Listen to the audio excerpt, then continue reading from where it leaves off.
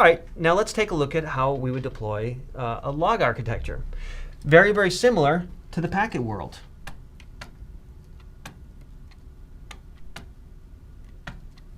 Like packets, we need a decoder. Now in the log world, it's called a log decoder. And again, we need our concentrator. As we learned earlier, everywhere we have a decoder, we have a concentrator. So now I'm collecting logs. They're being parsed, and they're moving up to the concentrator for indexing. Again, same scenario. We have our SA head unit. The SA head unit provides the interface into the index data to be able to analyze it. Simple deployment, SA head, concentrator, decoder. Now the log architecture has a few extra components that can and cannot be used on the packet side. Those are our ESA appliance. ESA is event stream analysis, and that is our correlation engine. The second component is called an archiver. The archiver's job is to take the raw logs and the index data and put it off for long-term retention and long-term access.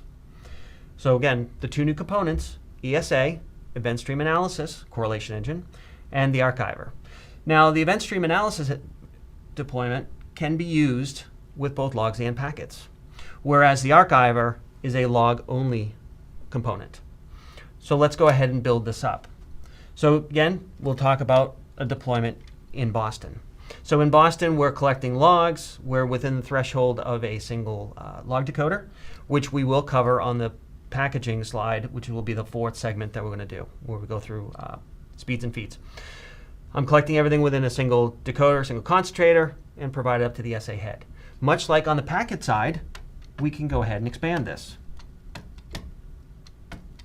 We add a secondary decoder, a secondary concentrator.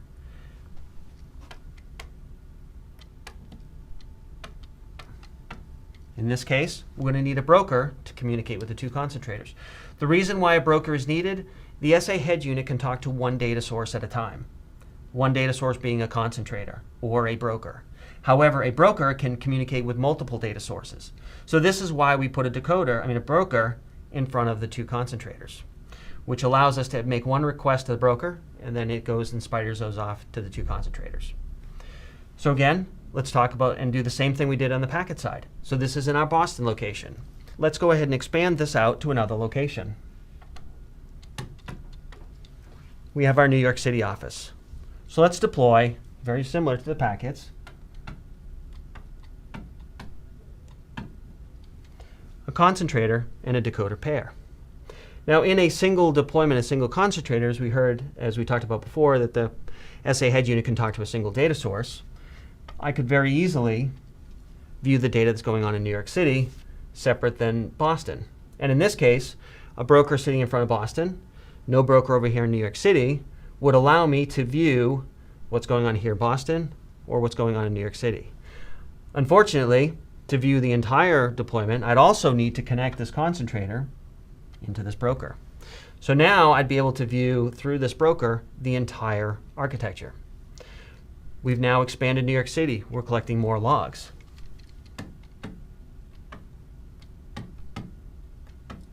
We now have two concentrators sitting in New York City. So, like we did before, once we added a second concentrator, we're going to need to put a broker in front of there as well.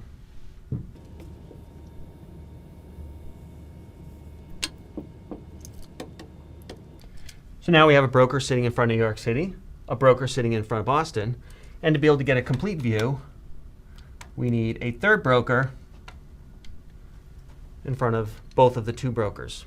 So now my options are, when I run a report, when I do analysis, I could look at what's going on in Boston, or I could look at what's going on in New York City, or I could take a look at what's going on over the entire environment. And it would continue to scale exactly as we've done here. Also on the log side, we do have an additional component, which is our virtual log collector. So like a decoder, whose job is to collect, the virtual log collector, it's a VMware instance, so it's a virtual machine. Its job is to collect all of the logs from a remote site and then forward them up to the log decoder over an SSL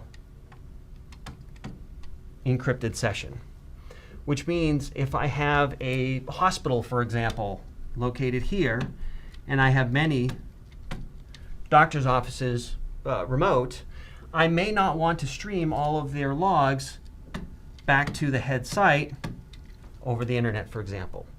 What I can do there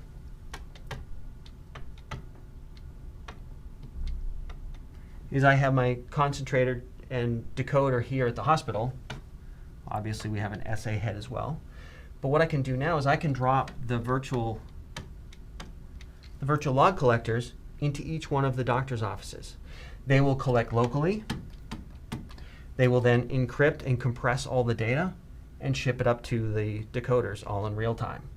So it's another option if you don't want to deploy hardware in these remote locations. So just to recap, on the logs, which is similar to the packets, we have our decoders, our concentrators, our SA head units, and our brokers.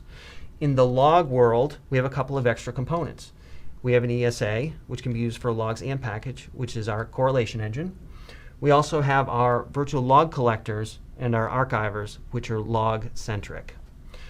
So let's just wrap this up with the archiver being deployed.